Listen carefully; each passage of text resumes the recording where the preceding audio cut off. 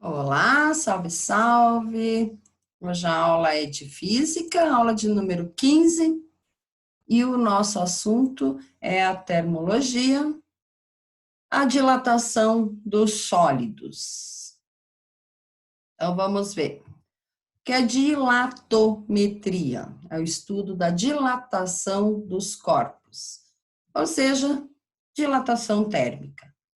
Então, todos os corpos existentes na natureza, sólido, líquidos ou gasosos, quando em processo de aquecimento ou resfriamento, ficam sujeitos à dilatação ou contração térmica. Então, o processo de contração e dilatação dos corpos ocorre em virtude do aumento ou diminuição do grau de agitação das moléculas que constituem os corpos. Ao aquecer um corpo, por exemplo, ocorrerá o aumento da distância entre suas moléculas, em consequência da elevação do grau de agitação delas. Esse espaçamento maior entre elas manifesta-se por meio da expansão das dimensões do corpo, as quais podem ocorrer de três formas: a linear, dilatação superficial e a dilatação volumétrica. O contrário ocorre quando os corpos são resfriados. Ao acontecer isso, as distâncias entre as moléculas são diminuídas, e, em consequência, a diminuição das dimensões do corpo. Então, para que não ocorra nenhum acidente, não tenha nenhum problema com a estrutura, né, de uma ferroviária, por exemplo, entre os trilhos do trem, ele tem que ter um espaço, né, devido à dilatação. Senão, pode ocorrer a dilatação e esses trilhos saírem fora do lugar. A mesma coisa com uma ponte, né? Então, as juntas de dilatação têm que existir para que haja espaço e esse concreto, né, se dilate. Mesma coisa com os fios de luz, tá? Se eles colocarem os fios de luz numa temperatura muito quente, deixa bem esticado, quando resfria, ele vai se contrair, ou seja, pode arrebentar. Então, por conta disso, esses fios, eles devem ter um espaçamento, deve ter uma folga ali para que possa ocorrer a contração térmica. Então, a gente vai ver o primeiro tipo, a dilatação linear, que ocorre em uma direção apenas no comprimento. Tá? Então, quando a gente estuda dilatação de fios ou de alguma barra, a gente está falando de dilatação linear. Então, é a dilatação que se caracteriza pela variação do comprimento do corpo. Essa variação pode ser calculada a partir da seguinte equação matemática.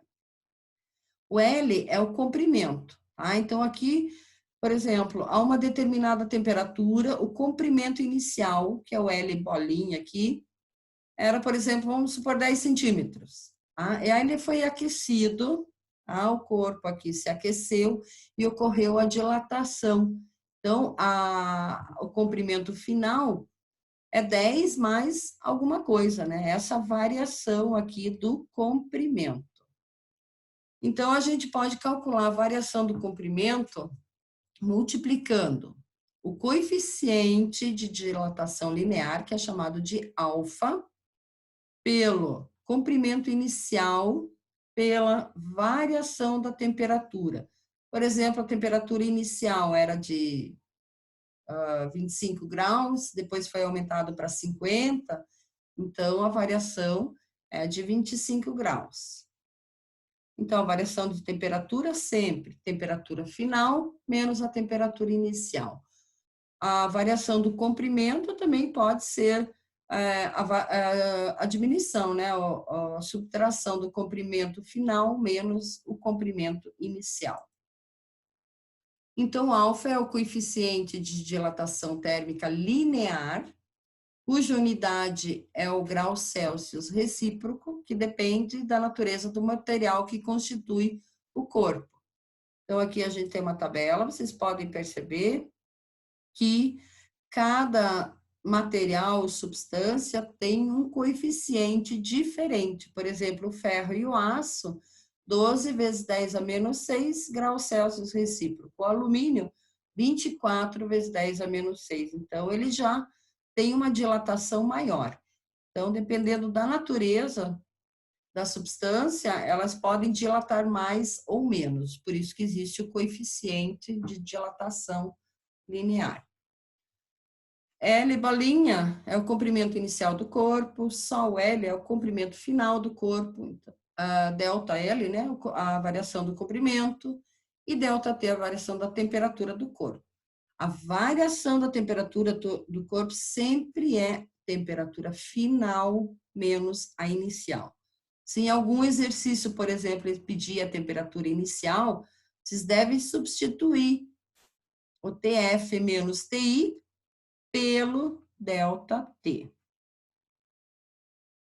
Características da dilatação linear. A dilatação linear é diretamente proporcional à variação de temperatura. Que a dilatação linear é diretamente proporcional à variação de temperatura. A dilatação linear é diretamente proporcional ao comprimento inicial e depende do material que é constituído o corpo. As unidades do coeficiente de dilatação linear alfa. Bom, se a gente isolar o alfa na equação, a gente vai ter alfa igual nessa equação. Então, a gente vai passar essas duas grandezas aqui, o comprimento inicial e a variação de temperatura, para o outro lado da igualdade, dividindo. Então, vai ficar variação do comprimento divididos pelo produto do comprimento inicial pela variação da temperatura. Então, dessa maneira, a gente consegue achar a unidade do coeficiente alfa. Como comprimento inicial e variação do comprimento devem ter a mesma unidade, que é em metros, né? Elas se cancelam. Então, este com este se cancelam. Então, sobra 1 sobre a variação de temperatura. Então, a unidade em que se exprime o coeficiente de dilatação linear é o inverso do grau, ou seja, 1 sobre graus Celsius, ou graus Celsius menos 1, que a gente chama de grau Celsius recíproco. Observe que o coeficiente de dilatação linear representa a dilatação de um corpo de comprimento unitário, quando sua temperatura varia de 1 grau. Lâminas bimetálicas. Quando você solda duas barras de materiais diferentes, você obtém uma lâmina bimetálica, com 2 tipos de metais, né? E se você a submeter à mesma variação de temperatura, o sistema vai curvar-se para o lado da barra de menor coeficiente de dilatação.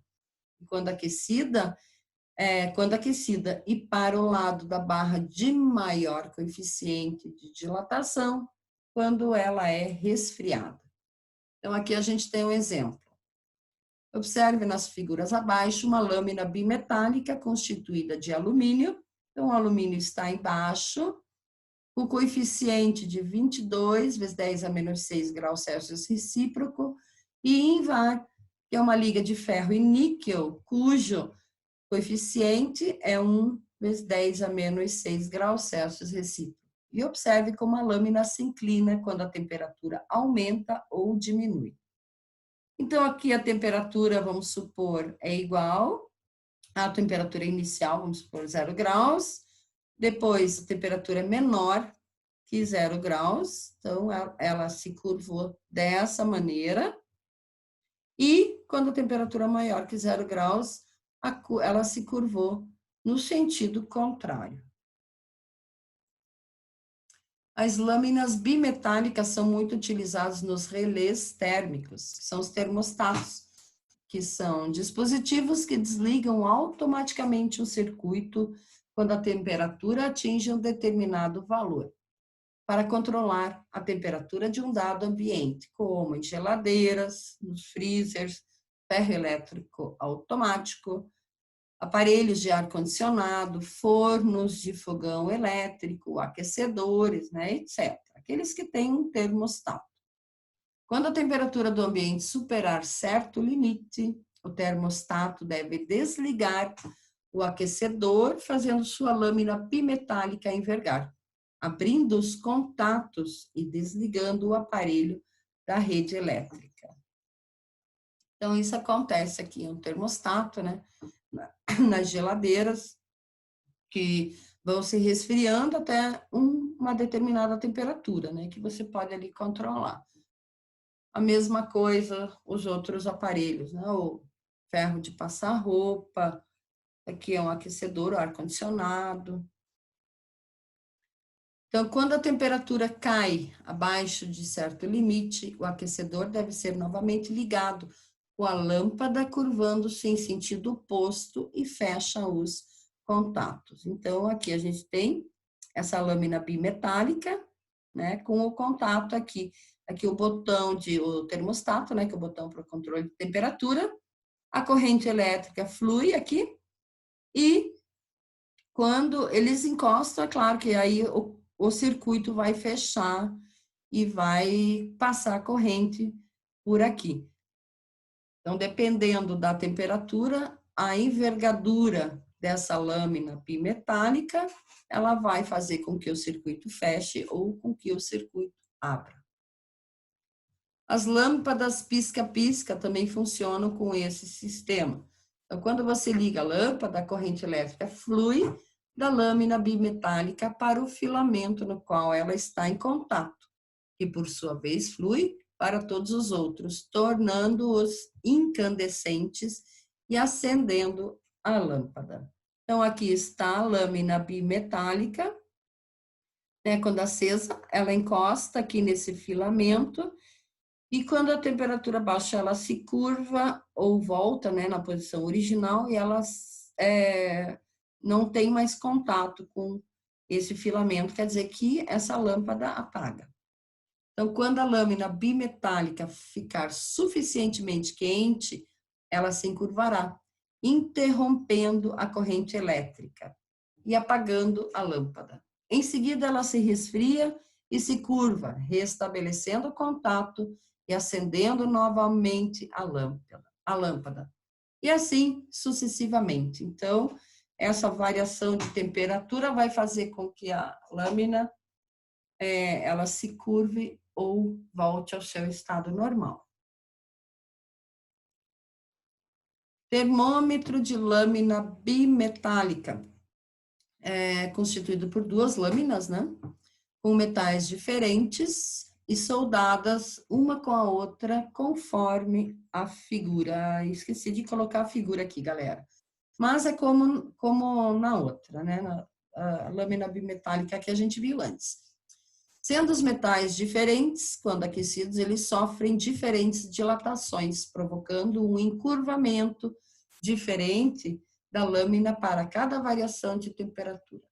Então, são muito usados também no controle de temperatura de fornos e de sauna. E um exercício aqui para treinar um pouquinho, exercício 2 da página 175 da apostila de vocês.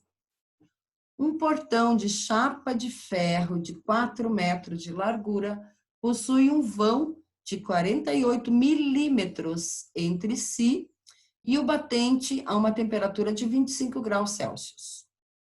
Qual a temperatura máxima em graus Celsius que o portão pode atingir sem que fique enroscando no batente? O coeficiente de dilatação linear do ferro é igual a 12 vezes 10 a menos 6. Então, substituindo os valores, aqui ele deu a variação em milímetros, tá? A gente vai ter que transformar isso para metros. Então, a gente vai obter 48 vezes 10 a menos 3. Então, substituindo aqui na variação do comprimento, o alfa é 4 vezes 12 elevado a menos 6. Aliás, 4 é o comprimento inicial, né? O 4 metros aqui. multiplicado pela variação de temperatura. Lembre que eu falei que é sempre temperatura final menos a inicial. Então, ele forneceu aqui a temperatura inicial de 25 graus. Então, substituindo os valores, não é eliminando alguns, isso aqui o 12 vai passar dividindo, né? A gente vai ter 10 elevado a menos 3, igual a TF menos 25. Ou seja, 10 elevado a menos 3 é 1.000, mais 25, né? Porque passa somando, a temperatura final vai ser de 1.025 graus Celsius. É claro que nesse portão que está assim, a temperatura não vai chegar a essa altura, né? Não vai chegar a esses graus muito alto, mas por efeitos de cálculo, o exercício está aí resolvido. Então, por hoje era isso, interrompendo o compartilhamento e encerrando a gravação.